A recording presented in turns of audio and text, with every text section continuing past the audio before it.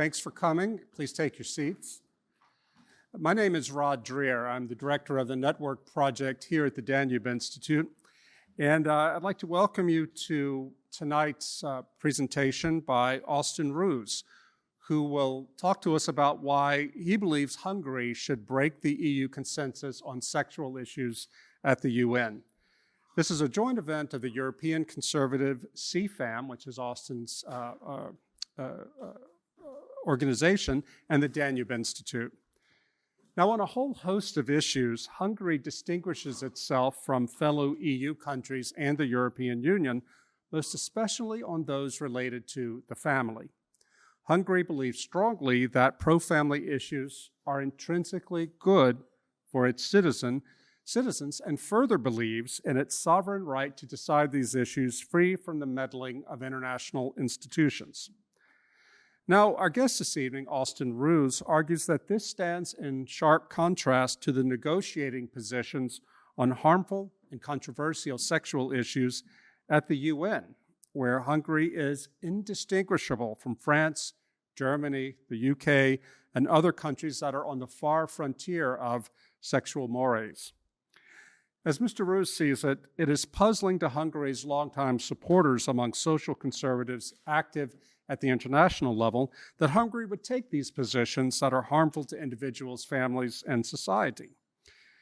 His talk tonight will examine recent UN debates in which sexual issues have been central and even deal breakers.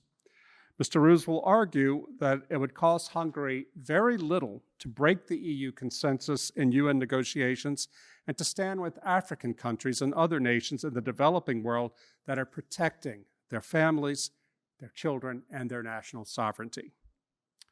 Austin Roos is president of CFAM, the Center for Family and Human Rights, a New York and Washington, D.C. based research institute with special consultative status with the UN Economic and Social Council. CFAM has participated in hundreds of UN negotiations since its founding in 1997. Austin Roos is a bi-weekly columnist for Crisis Magazine and the author of 4 books, including his most recent, Under Siege, No Finer Time to Be a Faithful Catholic. It's a special pleasure for me to introduce Austin Roos. We've known each other since my New York days in the late 1990s, and I can tell you for sure that whenever there was anything at all of interest to Catholics or a threat to the family going on at the UN, Austin was there. Austin Roos.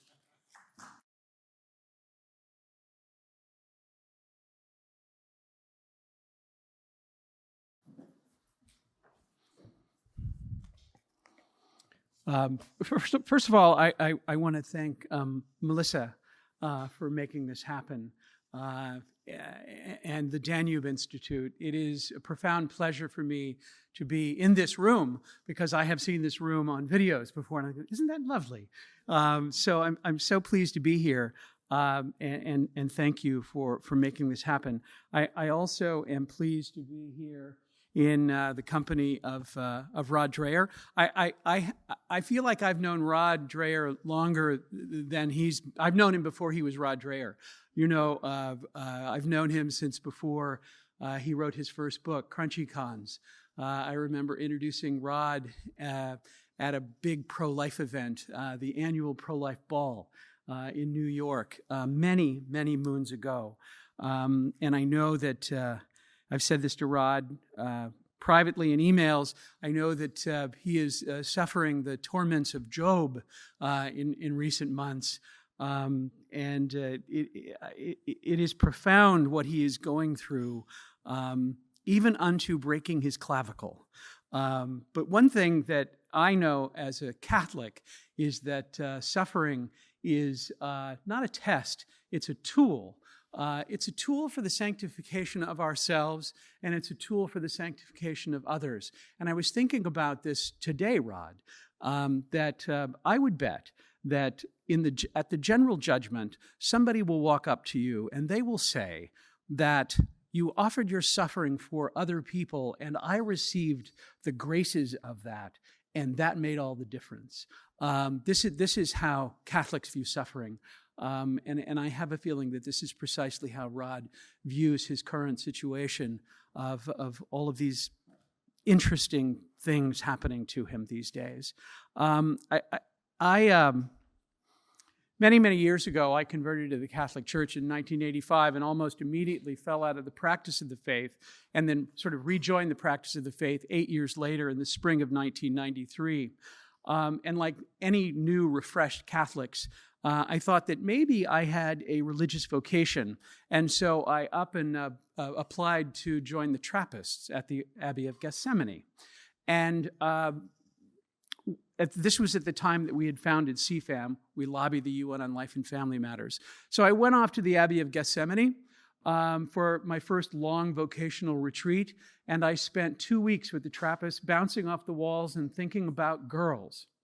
At the end of this retreat, I went to the airport and called in to get my messages. You know, back in those days, you would call your telephone number and put in a code and you'd get your messages. And one of the messages was from John O'Sullivan. And I had submitted an article to John about something atrocious that I had seen at the United Nations. Recall, this was a very long time ago. John was executive editor of National Review, and I punched in that code, and I heard John O'Sullivan's voice, and he said, "Austin, this is John O'Sullivan. We've received your piece. We would be delighted to run it in the next issue." And so spending 2 weeks bouncing off the walls thinking about girls and then hearing John O'Sullivan's message when I got checked in with my messages made me realize that my vocation wasn't with the Trappists, it was here in the world working on life and family matters. And so funny that I am now here at John O'Sullivan's Institute these many years later. John is also a longtime member of my board of directors. I want to make something very clear to my Hungarian friends here. I come as a friend. We have set up conferences for the Hungarian government on Capitol Hill. I have participated in conferences here in Hungary, the World Congress of Families, demographic congresses. So I am here as a critic in a very narrow way, but also as really a dear friend, because we salute all the things that Hungary is doing domestically. Having said that, I will say that conservatives on both sides of the Atlantic, and I will include Poland in this analysis too, because Poland is kind of in the same situation as Hungary with regard to domestic policies. That is to say, more conservative than the rest of the European Union. But the difference is that Hungary has spent many, many years on what I call a charm offensive, getting American conservatives to come alongside, which we happily have done. So conservatives on both sides of the Atlantic look to Poland and Hungary with great hope as examples of conservative countries that defend sovereignty and fight anti-family forces in Europe. Their clashes with the European Commission over national laws reflecting Judeo-Christian values are well known and admired. What isn't widely known is how neither Hungary nor Poland have been willing to challenge the monolithic radical position of the European Union at the UN on what John O'Sullivan has phrased the moral issues. Poland and Hungary's positions on the moral issues at the United Nations are indistinguishable from Germany, France, the Netherlands, and the other countries of the European Union, including on the questions of abortion and gender ideology. This is particularly confusing in the case of Hungary, since the Orban government has spent a great deal of time and treasure to court American conservatives and to project a pro-family and pro-Christian image abroad. Hungary has hosted conferences and briefings in Washington, D.C., and international pro-family conferences in Budapest annually. But while Hungary's family laws at home may be trending in a conservative direction, the Hungarian government continues to align with the European Union in social policy debates at the United Nations.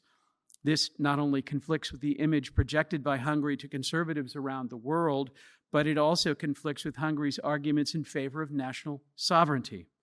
The EU uses UN documents to impose the sexual revolution on countries that are not sufficiently able to defend themselves.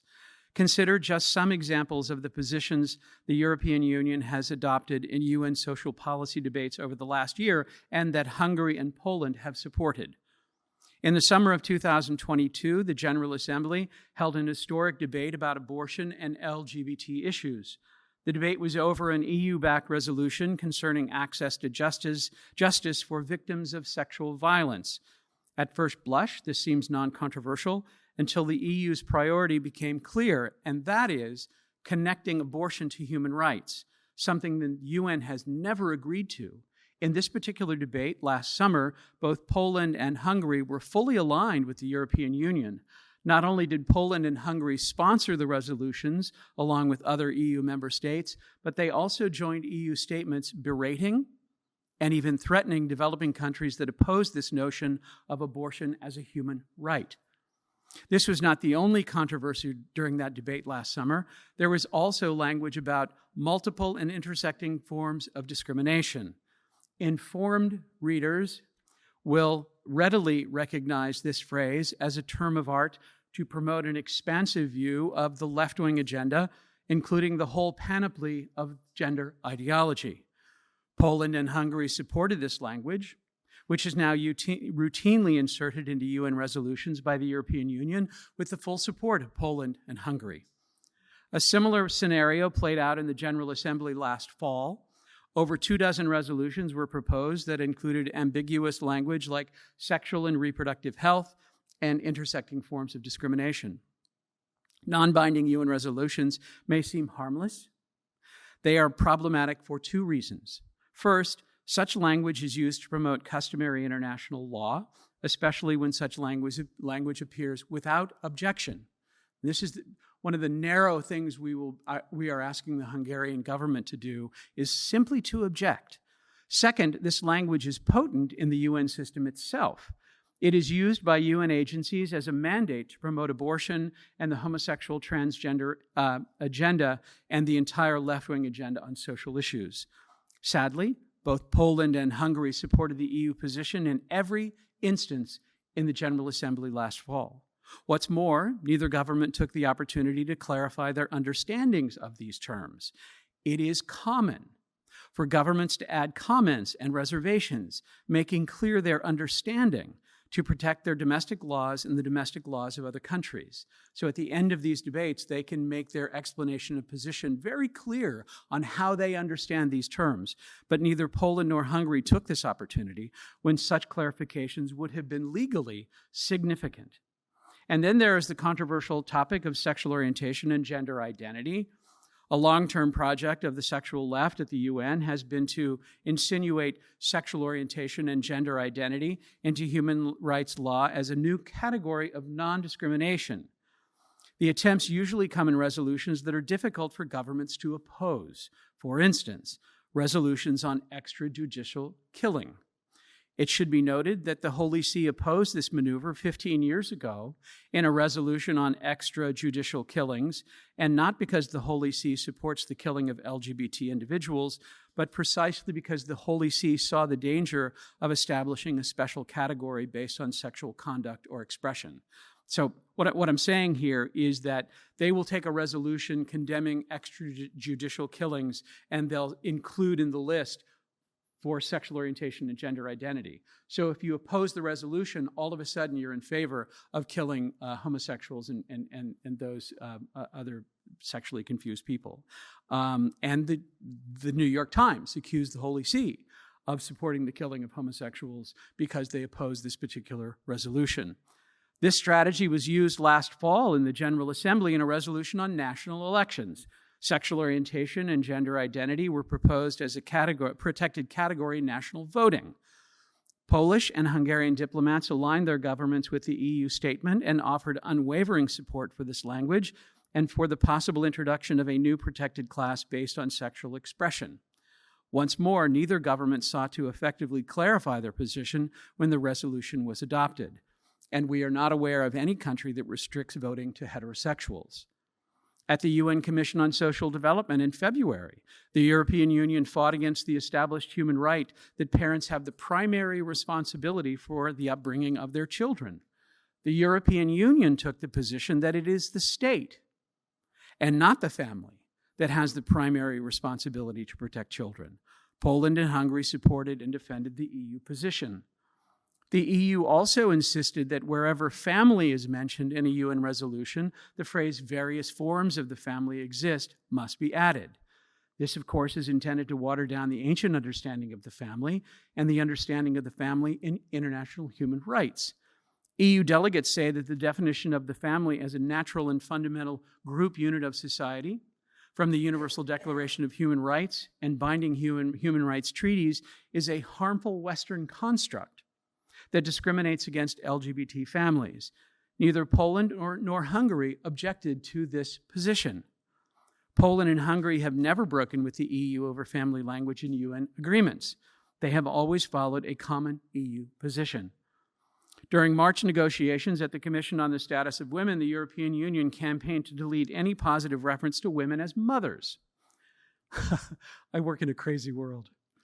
The EU delegates offered their usual pretextual arguments. They said that positive language about motherhood relegates women to being mothers. They claimed that speaking about motherhood in a positive light discriminates against women who are not mothers. Poland and Hungary went along with these positions, as they have done dozens of times. In April, at the Commission on Population and Development, Hungary and Poland stood with the EU in promoting something called comprehensive sexuality education. This kind of education is widely understood to promote the most brutal, even pornographic kind of sex ed. Comprehensive sexuality education teaches even the youngest children about homosexuality, transgenderism, and sexual autonomy. The manuals for this kind of education, pushed by Western countries and UN agencies, are readily available online. They are pornographic and morally repugnant. They may even be illegal in Poland and Hungary, but Poland and Hungary steadfastly stand by the EU's efforts to export this kind of sexuality education to other countries under the EU flag. Most disappointing, perhaps, EU delegates steadfastly oppose language affirming national sovereignty in all of these agreements. Even if Hungary and Poland believe that these nostrums of the sexual left, they might believe these issues ought to be decided at the national level and not through the imposition of at the international level. But the EU, with the support of Hungary and Poland, now routinely opposes any mention of sovereignty in any agreements about human rights or women's issues.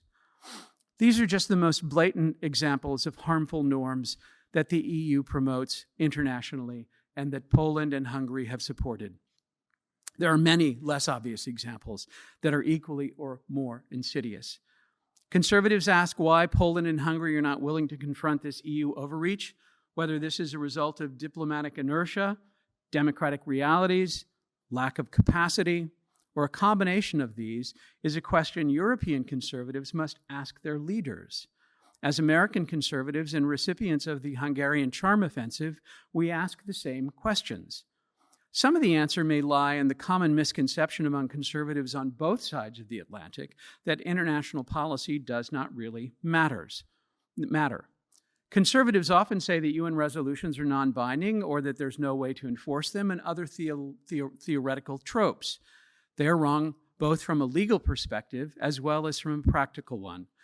Western donor countries spend billions of dollars every year to lobby and negotiate international policies on the moral issues.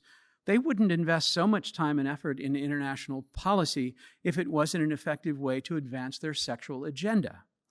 United Nations resolutions, sometimes referred to as soft law, are in fact binding on international agencies they govern, even if they are not binding on states. The language of UN agreements is the boilerplate that billions of dollars of international programs are based on. If UN agreements contain ambiguous language related to sexual and reproductive health, for instance, this provides UN agencies with the marching orders to promote abortion, which they do. If the agreement includes vague language related to diversity, it provides the agencies and programs a mandate to promote homosexuality and transgender policies. In addition, international agreements and their implementation by international agencies can, over time, give rise to new legal obligations under customary international law. Indeed, this is the claim of many UN committees and experts, some of which have already been validated in national courts. UN human rights officials routinely interfere in national judicial proceedings and legislative debates to argue that the gradual adoption of UN agreements with language related to reproductive health and diversity has resulted in the formation of new obligations under customary international law. Recent examples of UN policies that have had significant effect on national policies everywhere without ever being binding or democratically enacted include the Paris Agreement on the environment and COVID-19 policies. The world's economy is in the midst of a green overhaul without many parliaments or legislatures ever casting a vote. When it comes to the COVID-19 pandemic, following international guidance, devolved into authoritarian health policies as well as censorship and content moderation on traditional and social media.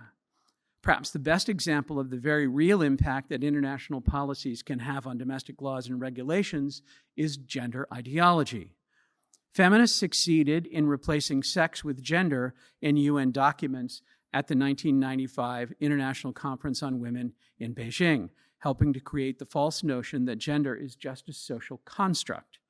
That conference set in motion the policies and institutions that have since made transgender issues a reality in every country. 30 years later, almost every government in the world has a gender ministry, or in UN parlance, gender machinery, that act as a conduit for every aspect of gender ideology. And the United Nations has a permanent super agency for women's issues that has $1 billion annual budget that opportunistically lobbies governments on gender policies, including promoting abortion, abolishing the patriarchy, and promoting the concept of gender beyond the binary. But even without these considerations, EU bureaucratic overreach through a common foreign policy is an existential threat to the sovereignty of nations that make up the European Union. The very definition of sovereignty in international law is predicated on the recognition of sovereignty by other sovereign states. But formerly sovereign states of Europe are gradually disappearing from the global stage altogether because there is a default EU common policy for every international engagement. So much so that other countries no longer view European states as independent sovereign nations. By adopting a common EU foreign policy in every international forum, European nations are effectively abdicating their sovereignty. Fortunately, there is good legal ground for conservative EU politicians and diplomats to stand against EU overreach on social issues in foreign policy. Family policy, abortion policies, and other controversial moral issues are beyond the scope of EU policies. European nations retain their sovereign prerogative on all such matters under the Lisbon Treaty. To counter EU overreach, Poland and Hungary must insist on these formal limits to EU power. Practically speaking, this means that Poland and Hungary must develop their own foreign policy on controversial social issues and systematically advance them in international fora separately from the European Union. Poland and Hungary already do this quite effectively on the topic of migration through the Visegrad Forum. Whenever a UN resolution contains vague or ambiguous language about immigration, for instance, Hungary and Poland block EU positions, call for votes, and make reservations that are sophisticated and legally astute. They can do the exact same thing on the sexual issues. Social conservatives should expect no less when it comes to the moral issues of life, family, and gender ideology. At the United Nations, Poland and Hungary must first break the EU consensus on social policy to prevent the EU from adopting radical social positions. Secondly, they must disrupt sexually leftist EU diplomacy by taking separate positions in negotiations and by making use of their rights as UN member states to call for votes and to make reservations and statements of position to further clarify what their positions are. At the very least, Hungary and Poland must make reservations and clarifying statements that are attached to any resolution containing controversial language. For 30 years, the EU bureaucracy has been one of the main drivers of the sexual left globally, including by promoting homosexuality, transgenderism, and the sexual indoctrination of children.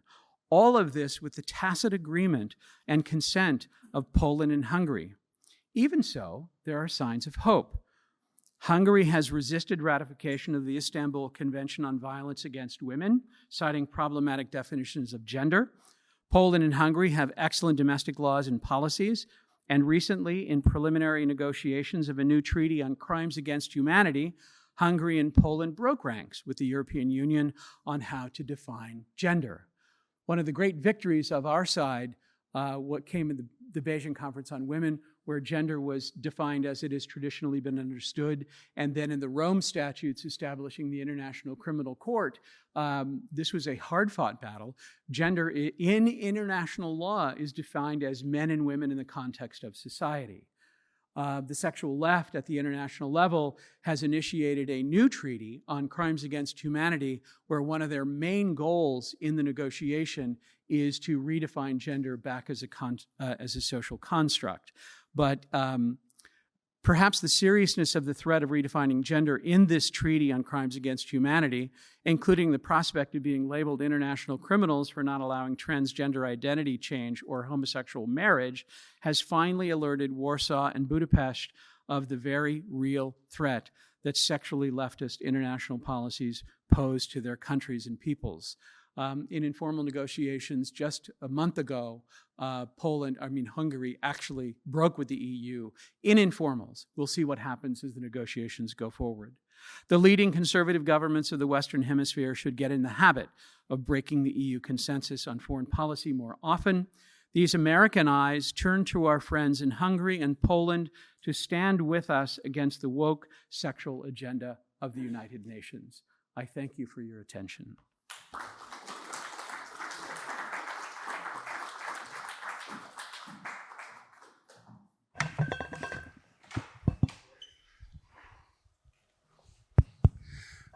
I learned a lot, and it's disturbing. Thank you for that. I appreciate it, and I can tell you that in my introduction I said that whenever there was anything happening at the UN affecting family, religious freedom, things like that, Austin was there, and he's been there for over 20 years. So when he tells you it's happening, and thanks for sharing that with us. Before we talk about what you spoke of tonight, Austin, maybe you can give a little update for our Hungarian folks here from Pride Month, the High Holy Month of Pride. The reason I ask it is because having lived here for most of the last 2 years, it's another country in terms of how pride is dealt with, LGBT pride issues. And yet I find sometimes when you talk to older Hungarians, and not just Hungarians, Slovaks, Czechs, Romanians, and others who aren't so plugged into social media, they find it really difficult to imagine how quickly things can change on this front. But we as Americans have lived through it. What advice would you give to older Hungarians about what to watch out for and how to defend themselves from this onslaught from the LGBT community? Golly, that's a very, very difficult question. You know, as I said to you, I think in an email or maybe on your Substack, that when I was younger, back in the day, I used to go to the Pride March every year in New York City just to see. And it was much more brutal in those days, although in many ways it's much more brutal than it now, you know, with transgenderism and such. And something that you put up on social media, back in the day, there used to be a little group of people that stood across from St. Patrick's Cathedral in New York, and they were roped off, and they were saying the rosary during the parade. And people jeered at them and things like that. But you put something up on social media of a woman being attacked, did you not? Physically, yeah, Physically in New attacked. York. Not a Christian either. Yeah. She was a feminist, Yeah. you know, defending, you know, the reality of womanhood, and they just ripped into her. It was astounding. I would just urge people in Hungary to watch the videos of what happens in the United States and other parts of Europe. You know, so much of our defense of traditional values is simply to be aware of what the other side is doing. And the work of my organization has always been twofold: to assist governments in the negotiations of documents to block an international right to abortion, a redefinition of the family, but also to tell the wider world about what really goes on there. So I think that the advice is you have to know what's going on. And with the internet, there's no way you cannot know what's going on and how rapidly things can change. And then I would also say you need to be utterly fearless in letting people know where you stand on these issues. You know, not everybody, you know, because of the work that I do over these last 25 years, I can never get a job in business. I've been ruined. I could never get a confirmable spot in the U.S. government because of the work that I do and the positions that I have taken. And so not everybody is bulletproof like Rod and I are bulletproof. But to the extent that you are able, you have to make sure that people know where you stand on these moral issues. And as much as you are able to be fearless in expressing where your views lie on these particular issues. What is a woman? What is a man? What is an unborn child? So on and so forth. So I would just say, be aware and be brave.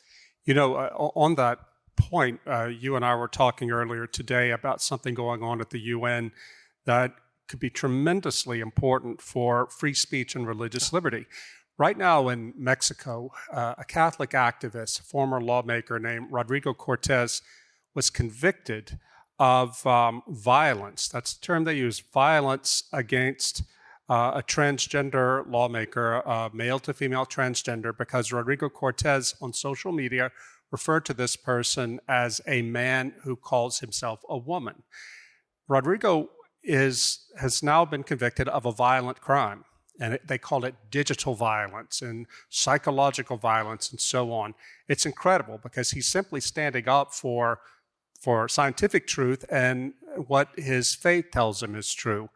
I wrote about this in my Substack today, and you said in the comments, Austin, that this is actually really important, not just for Mexico, but for the whole world, because of something happening at the UN. Can you tell us what's going on? The UN is now months into the preparation and beginning of negotiations of something called the Global Digital Compact.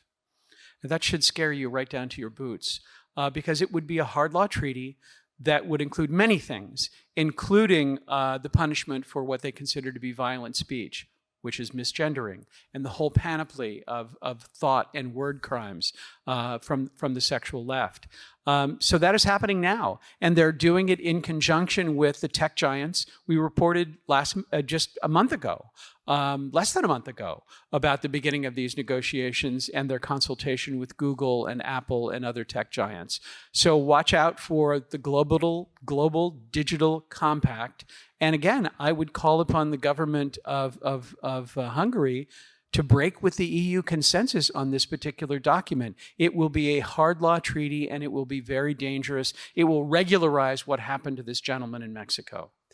Yeah, and by the way, while I'm thinking about it, how can people in this room follow your weekly updates, the Friday Facts? We, for 25 years, every week, except the week of 9/11, have published a weekly report called the Friday Facts. That's how old it is. We used to actually send it out by fax. Does anybody remember what a fax was? The young people don't. But it goes to about 300,000 people. It's 2 500-word stories every week about something that is happening at the United Nations. We cover the United Nations like reporters. We assist in negotiations, but we also report on what we see. You can subscribe to the Friday Facts. It comes out in 4 languages at c-fam.org, and you can subscribe to the Friday Facts there and also donate. Okay.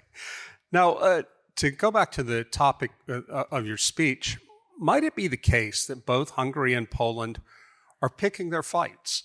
Both countries, as everyone in this room knows, are under constant pressure from Brussels to bend the knee to liberalism, usually having to do with migration, LGBT rights, things like that. Maybe the Polish and Hungarian governments don't want to open up yet another front. How would you respond to that? I understand. I do understand. We would hope that they would open up another front. We think that it is important that for Hungary and Poland to open up another front, but I recognize the difficulty that may pose of opening up yet another debate with the European Union. At the very least, and this is maybe a little bit of a compromise position, at least, they can go along with all of these documents, but at least they can issue statements of position. We agree with this document, but our understanding of comprehensive sexuality education is this. I mean, that language doesn't really get into documents. We have a large enough coalition of countries to stop comprehensive sexuality education. Our understanding of reproductive health doesn't include abortion. That kind of thing. So a statement of position, an explanation of position, a reservation. This is the bare minimum where they could make their positions clear and not break with the European Union. So that would be something that would, I think, be very powerful for Hungary's own protection and the protection of other countries. The countries that tend to stand up to the UN and the sexual left and the European Union are poor countries who have even more to lose than Hungary.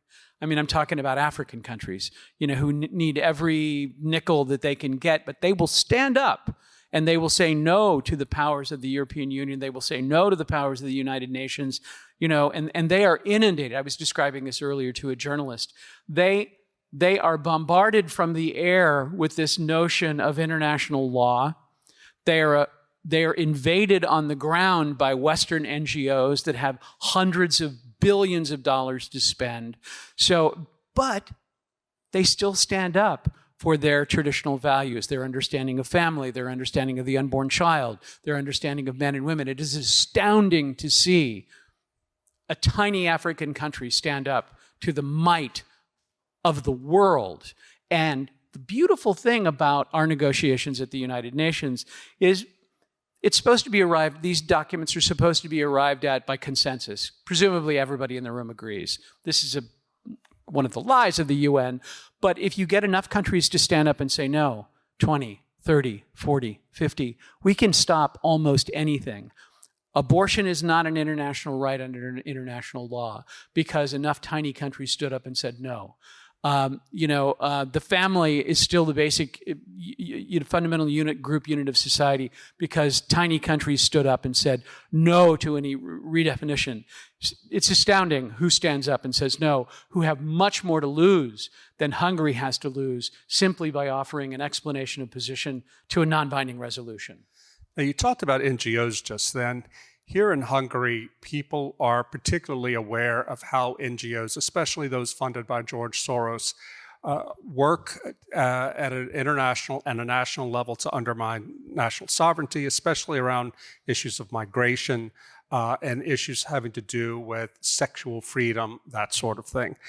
Can you tell us about what you have seen over the years of your work at the UN about how the NGO industrial complex, you might call it, how it actually works behind the scenes to affect politics?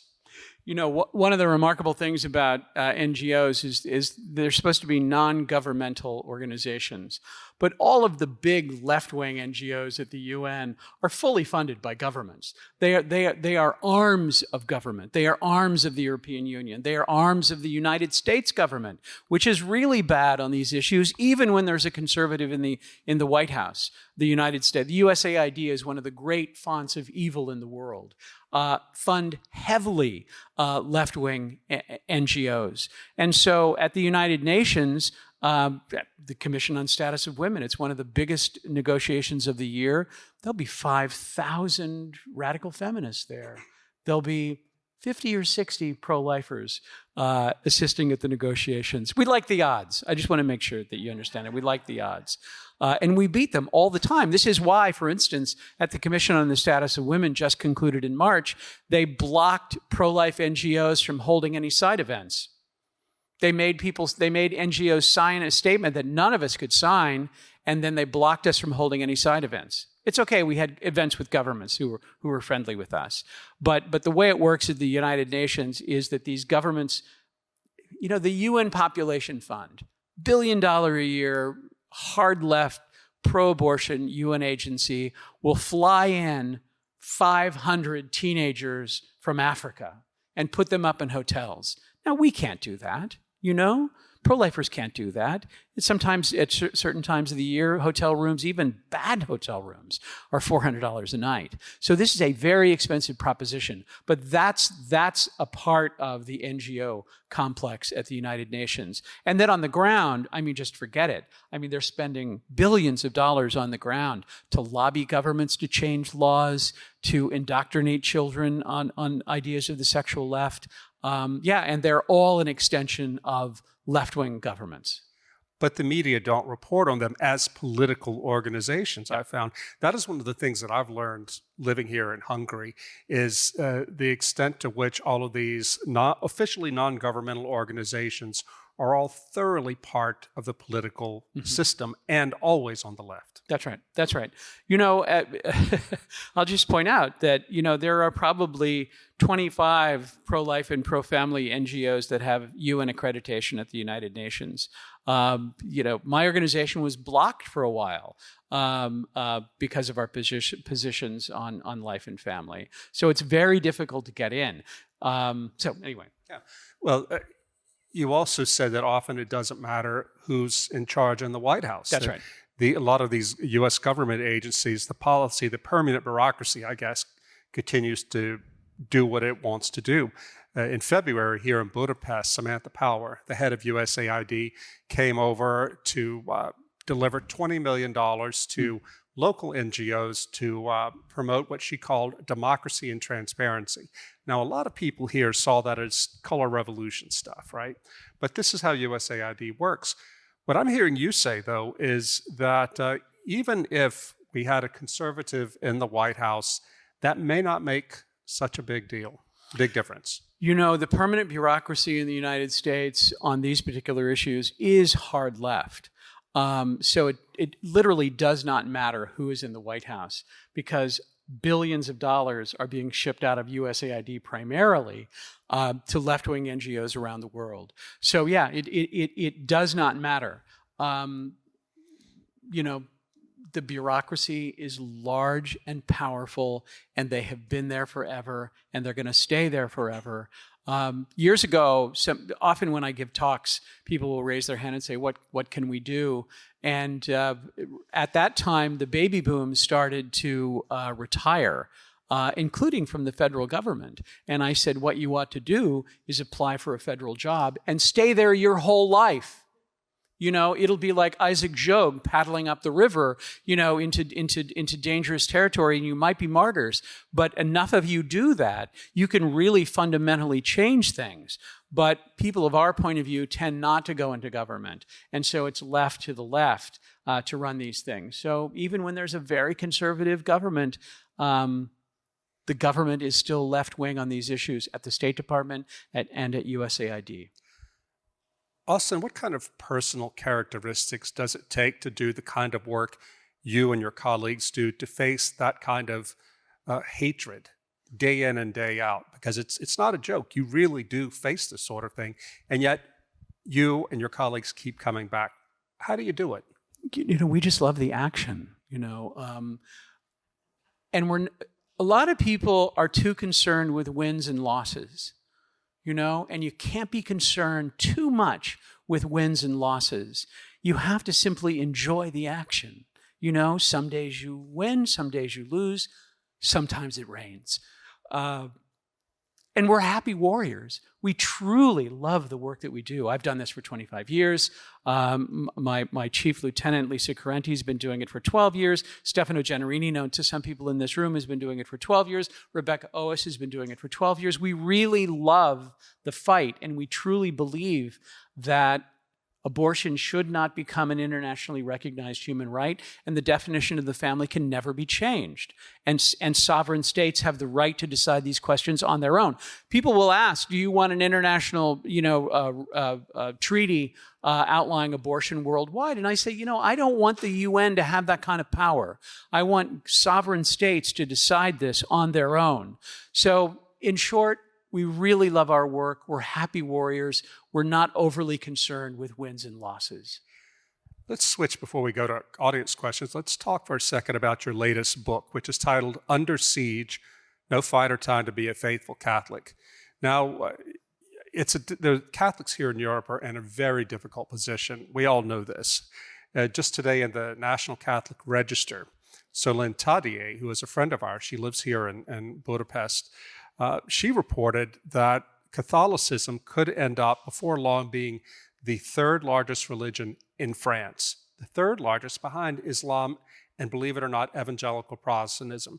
That's how fast Catholicism is falling in France. So I don't have to tell you how dismal the statistics are on Catholicism here in Europe and indeed throughout the West. So what is your case for why there is no finer time to be a faithful Catholic? In a word, because there are halos hanging from the lowest branches of the trees. All you have to do is reach up and grab one. Why? Because everything is so desperate. And who did he send? He sent the likes of us. And we are so lame, But so were the 12 apostles. They were so lame, And so are we. My joke is that he sent us because he wants all the credit.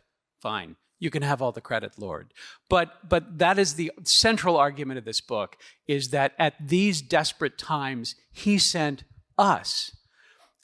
There's a movie that I cite in the book called Full Metal Jacket, which I know you know. And you remember the scene where they're pinned down by a sniper, and there's two of the guys who've been shot, and they're out there in the open, and the platoon leader, who's kind of a substitute platoon leader, cowboy, says that they have to hunker down behind this wall. He says, you cannot refuse to accept the situation. And then Animal Mother is his name, straps on a big machine gun, ignores the order, leaps over the wall, and charges the sniper's nest. He refused to accept the situation. And that's what we have to do. We have to refuse to accept the situation. We have to leap over the wall, and we have to charge the sniper's nest. Now, not everybody can charge the sniper's nest full on, like Rod Dreher and I. But in your own way, you can. And this is what he has given us to do. And that's what my book Under Siege is all about, is that, some people are nostalgic. I wish I had lived in the 50s. I wish I had lived in the Middle Ages. But no, now is the time to be a faithful Catholic. Now is the time to leap over the wall and charge the sniper's nest. The culture, you write about this all the time. The cultural snipers are all around us. For doing good, we live in the most target-rich environment the world has ever known. And he knows what he is about, and he sent us. And that's what that book is about. Hearing you talk about that reminds me of what I learned in working on my book, Live Not by Lies, about the Christians and other dissidents who stood up to communism here in Central Europe and in Russia. None of them thought they were going to live to see the end of communism. They did it because it was the right thing to do. And one of the most important lessons I learned from doing that research came from a woman in Prague named Kamila Bendova. Kamila and her husband Václav, who died in 1999, they were the only Catholics, the only Christians in the inner circle of Václav Havel and the Czech dissidents. And I asked Kamila when I interviewed her, I said, was it hard for you and your husband to work with Havel and the others? Because they were all hippies, who were sleeping around and all of these things. And the Bendas were very strict Catholics. And Kamila said, no, it wasn't hard at all. Because you have to understand, Rod, when you are fighting totalitarianism, the rarest quality to find in people is courage. These hippies had courage. So many of our fellow Catholics did not. And so we knew that we had to stand with the hippies because we knew they were the ones who were going to stand with us. Now, based on the work you do and the work you talk about in your book, Under Siege, is there a lesson for us when we do the work of the church? The work of the church. What do you mean by the work of the church? Just living faithfully day in and day out where God has planted us. What I mean specifically, and I'm basing this on conversations I had last week in Paris with some Catholic friends, they have, according to my Catholic friends, all young people in their 30s, they have decided that they would rather be faithful than anything else. And they don't look to official church leadership, even though they're all very orthodox in their Catholicism. But they're also looking to make alliances wherever they can in French society, knowing that faithful Catholics are a minority. They're trying to make connections wherever they can to be able to stand firm. And I think that they are being what Pope Benedict called on Catholics to be creative minorities. Mm-hmm. They realize they are living in a post-Christian society. And not only do they need courage, they need to ally themselves with others outside of the Catholic circles who have courage. Years ago, a reporter from the Washington Post asked me about our work with the Muslims. We work very closely with Muslim delegations at the UN. And I got a little clever, and I said, the Muslims are, they're our allies, but they're not necessarily our friends. The head of the Egyptian delegation called me and he said, I thought that we were friends. And I felt so bad about that. I ended up giving a speech to a room full of Muslim diplomats, the title of which was, I'd rather there be Muslims in my foxhole, And I talked about the incredible experiences that we have had in working with Muslim delegations. We put aside our theological differences. I work with people at the United Nations who think that I'm not only wrong theologically, but I'm damnably wrong. That I'm going to go to hell because I'm a Catholic, and I'm fine with that. I can work with a hard-nosed Calvinist more than I can work with a liberal Catholic. So to these room full of diplomats, it wasn't a synchronistic kind of a talk. I said to them, I told them that God wanted all of them to become Catholic. And they just grinned ear to ear because all of them loved strong faith. They are so strong in their faith.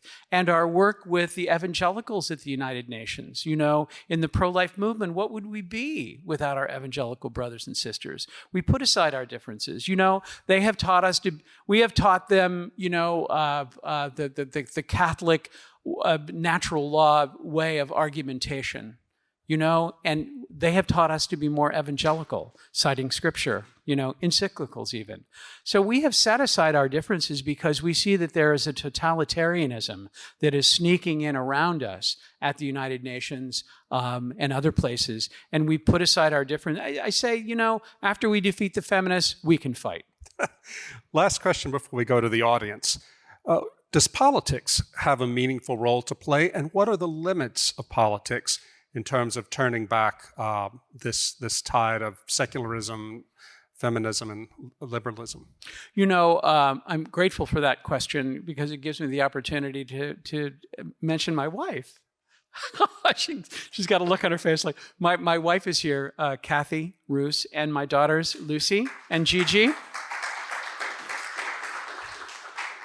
And my wife works in politics. She teaches dyslexic children how to read. That's the main thing that she does. It's amazing work. She changes lives one-on-one over years.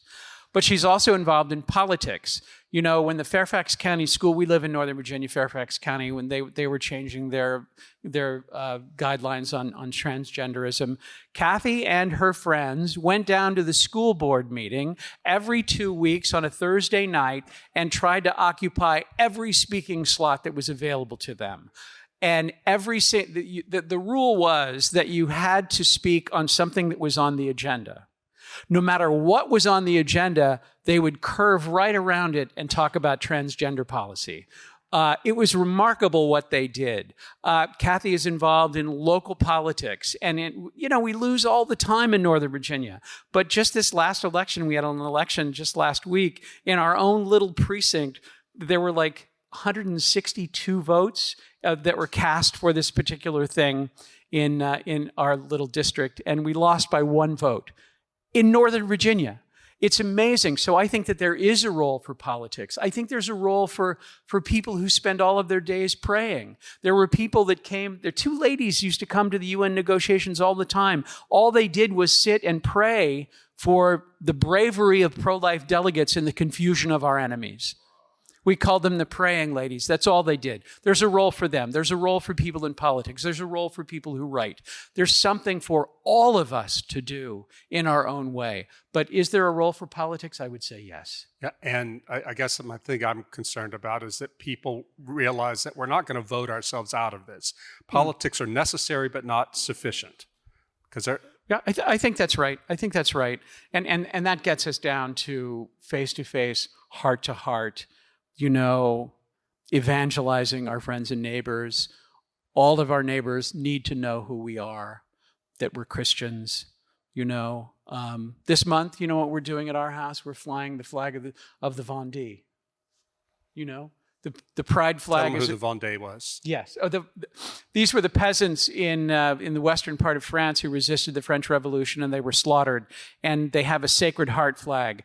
and bordered by crowns and hearts. And it's a beautiful flag. And so this month, I put this up on Facebook. The response was remarkable. People from all over the country said, where can I get the flag of the Vendée?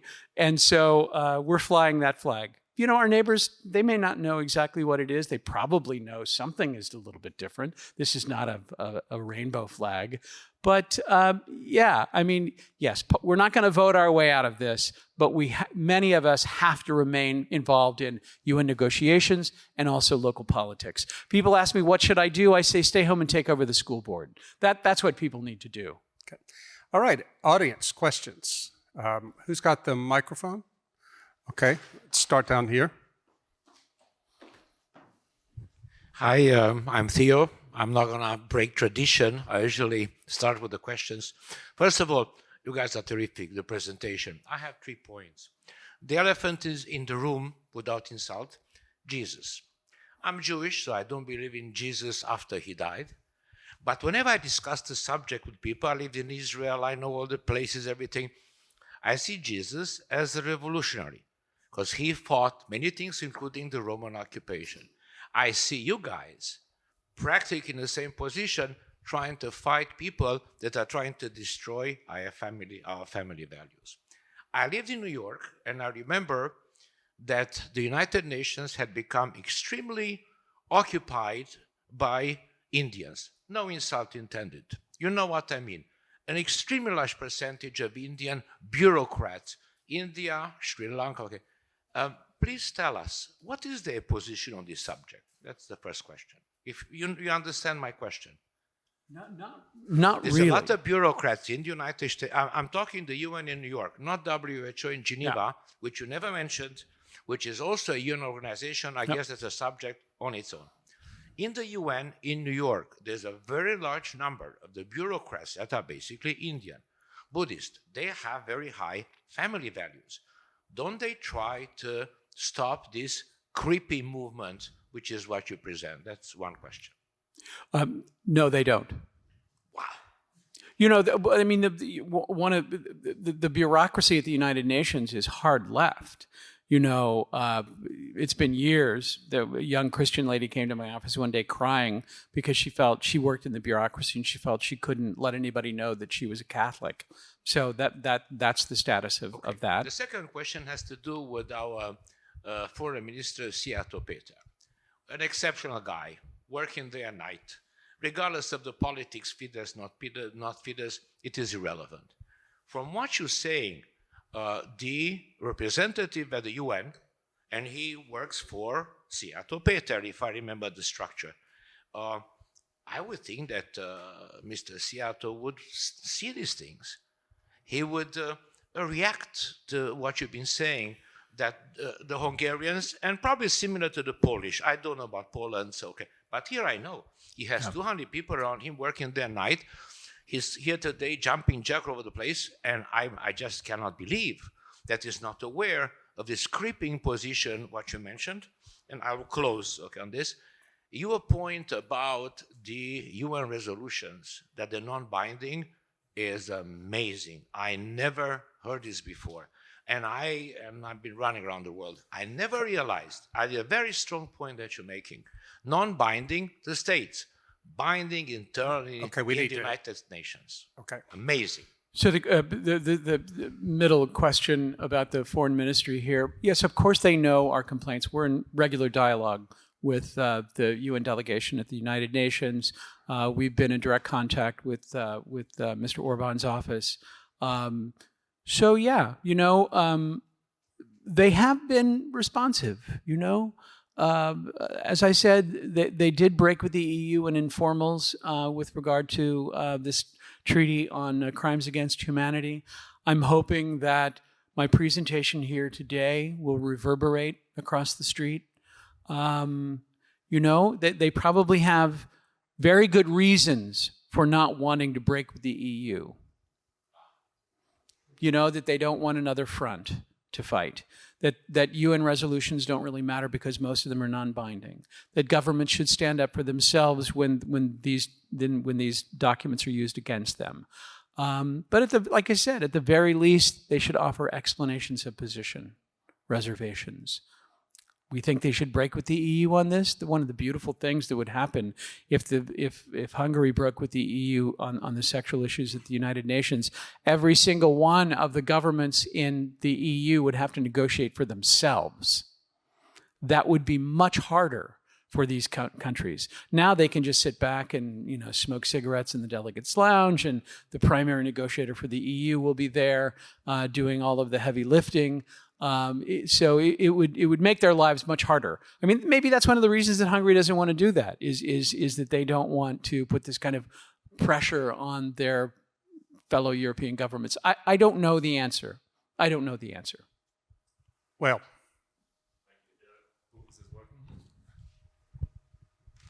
hello. Okay. Yeah. Hi. First of all, I just want to say a genuine thank you to both Mr. Roos for your incredible presentation. I learned a lot. Oh, sorry, a well-Tajimel at Danube Institute, by the way.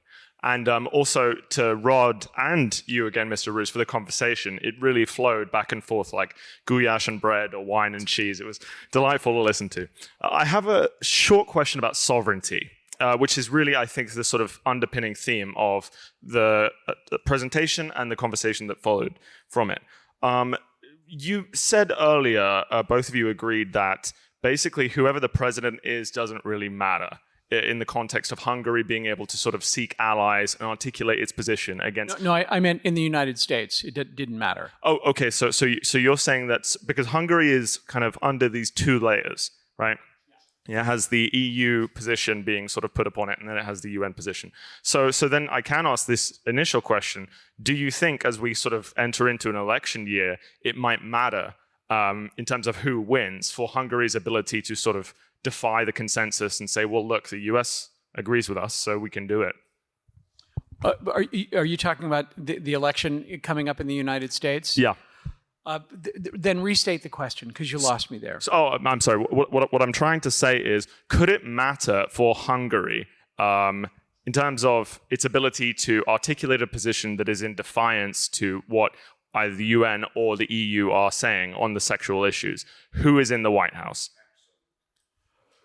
Well, I don't think I have an answer to that question. Okay. Yeah, it's a complicated question. I don't think I really have an answer to it. Okay. Would that be because what you were saying earlier, that the permanent bureaucracy is so powerful that not even a Republican president can break it? Well, it's just the carom shot that he presented with regard to the domestic Hungarian situation.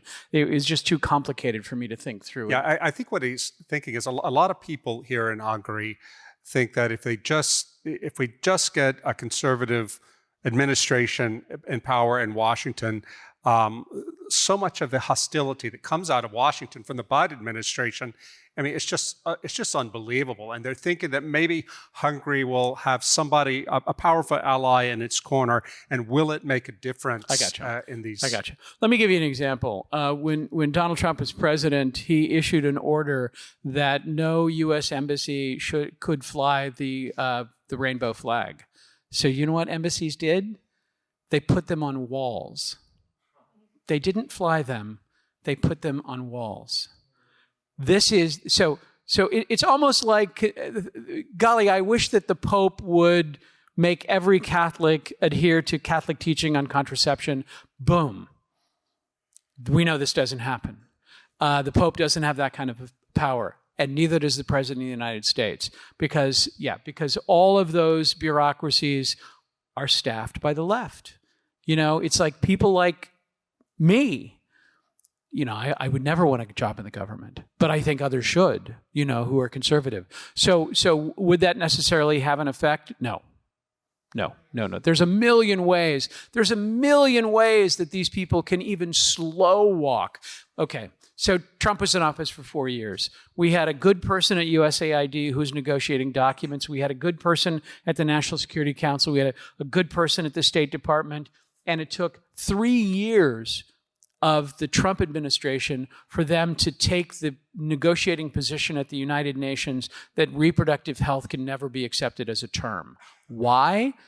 because we had to go through the morass of the left-wing bureaucracy to finally get there. And the woman who was leading that fight came under international attack because of a statement that she made to the local school board 5 years before. That's how good the left is. I mean, let me just say this. Hats off to those guys for what they have been able to accomplish. It is remarkable what the sexual left, especially the gays, have been able to accomplish in such a short period of time. Hats off to them. It's amazing. But see, that there's a million ways that they can slow things down in the bureaucracy. Now, we learned a great deal through the Trump years with regard to the bureaucracy. And in the next presidential administration, I think we're going to know a whole lot more. And there are people waiting to take those jobs, and there are people who had those jobs who are ready to train people. But I mean, we've gone through this before and it hasn't worked. The bureaucracy is huge and powerful and left-wing. So, Dan, I would say go ahead, and then to this gentleman. Okay, sure, thanks. You mentioned these African countries that have been very strong on these issues, and you mentioned alliances with the Islamic world. And if you look at the countries where the ideas of the sexual left are really thriving, they're also experiencing serious demographic decline. Whereas these regions of the world, like in sub-Saharan Africa or the Islamic world, are really growing in population and maybe influence as well. Do you see some hope in the long term that these regions of the world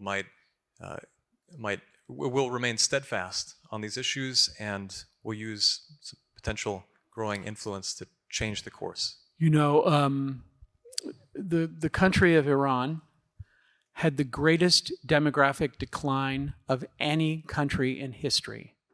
They fell completely off of a cliff. The fact that a country is Islamic is no protection against joining that part of the sexual revolution.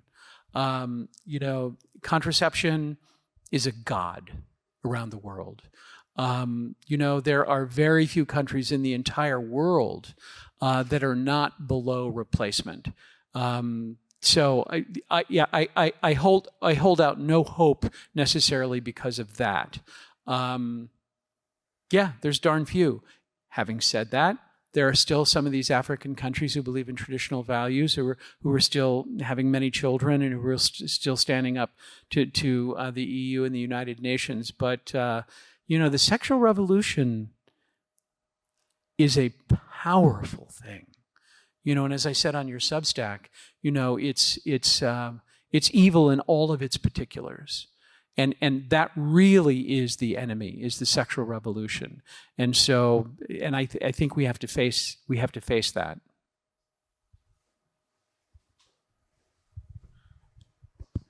Thank you, sir. First of all, me too, I want to thank you for this presentation, and especially for giving us the feeling that conservative is still not a crime. I'm coming from those culture that is very preservative, conservative. We still have like very strong values to family, to anything that is unnormal. Where are you from? I'm from Morocco. Mm-hmm. Yeah. And I've been here in Hungary since 2008, and I have countless times that I was called homophobic, non-civilized, just because I was expressing the things that I believe in. And it's not something bad. I can understand, because everybody like believes in something, and I'm not here to judge anybody. But I have two one question and only one reflection. The first, I would start with the reflection. We have like something that is institutional and something that is in society. The institutions follow sorry if I am judging, but it's a unifying agenda that they force you to believe or to respect something that you don't want to. Then there is the society, and I guess I will answer the question of the gentleman that just asked. We have laws that indirectly protect those minorities, but still we the people, we decide if we want to obey to these rules or not. It's same here. I see it was the Pride Month and it was not as busy as in Vienna, for example. And I guess it reflects also the will of the people. My question is... Go ahead, just waiting for the question. Yeah, my question is, first, how can the country, or do you have any suggestion for the country that is challenging this new worldwide agenda to skip like the pressure, economic pressure, there are a lot of challenges things that Hungary is facing by taking this position. Is there anything that you can suggest? Then secondly, it's for us, unfortunately, is the future a safe place for the conservative? I honestly don't have an answer to the first one. I hope that I don't have it just comes down to being willing. Well, first of all, I want to say that the Moroccan government has been a friend of ours off and on for years on these particular issues. But how to fight back against the sexual revolution? We live in Northern Virginia. We live in a very tight-knit, very large Catholic community where people are getting married young and having lots of children. I think that is probably the most important. Marry young, have a lot of children, and keep the faith, I think is the answer to all of this. We will, I think that we can, I don't want to say we'll breed them out of existence because, we don't necessarily want to do that. We want to convert them. But we can beat them at the demographic angle, by getting married young and having a lot of children. I'm a bad example of that. I got married at 47, very late vocation. But it's quite remarkable. We have a 16-year-old and a 14-year-old. How did this happen? Did I say something wrong? I said 16? I meant 18. Sorry, 18 and 14. You're busted. You're so busted. But but I feel like I'm letting you down by not giving an answer. But it's such a complicated question. But can I add something to that? You're on to something important. In France, this is what is happening. The people among Catholics in France, those who are keeping the faith, are those who feel in some sense separate from the rest of society. They're not running off and hiding in the hills, but they see themselves and their faith as defining them. They are committed to their faith and they're having families. There is no principle more important in terms of passing the faith on to your children than having a strong family, especially the father being religiously observant. And I know the community that Austin's talking about. I have a friend, I'm sure he's a friend of Austin's too. We haven't talked about him, but he moved his family back to Northern Virginia because of the power of the community. He's a Catholic. He had been living with his family in a predominantly Catholic city in Louisiana, where I'm from, but he found that the Catholics there were so demoralized. They thought that to be a Catholic meant just to go to send your kids to Catholic school, go to church on Sunday, but it really made no difference in how you lived. He knew that if his kids were raised there, they might lose the faith. So he moved his family back to Northern Virginia to be part of this tight-knit community. It doesn't guarantee that your kids are going to be faithful and be conservative, but it definitely raises the odds. Finally, I was in Rome a few years ago giving a presentation about a book I'd written, The Benedict Option. I was approached by a man, a German Catholic, who was around my age, 50 at the time. And he said, in my country, Germany, a lot of us Catholics have reconciled ourselves to the fact that the official church, the institutional church, is probably going to collapse. But we know that because we're Catholics, we can't give up on the faith. So what we're doing now is we are having big families. We're making sure the families know each other and are networking. We want our kids to grow up and marry each other and so on and so forth. I thought this was brilliant. Here's a man who can see, as a Catholic, a disaster coming for the institutional church, but he's not just throwing his hands up and surrendering. He and his friends are being creative minorities and are trying to figure out, what can we do? What must we do to be faithful and to continue the life of the faith for our children? It's not a universal solution to everybody, but it's better than sitting there waiting for the deluge, the wave to sweep over us and destroy us.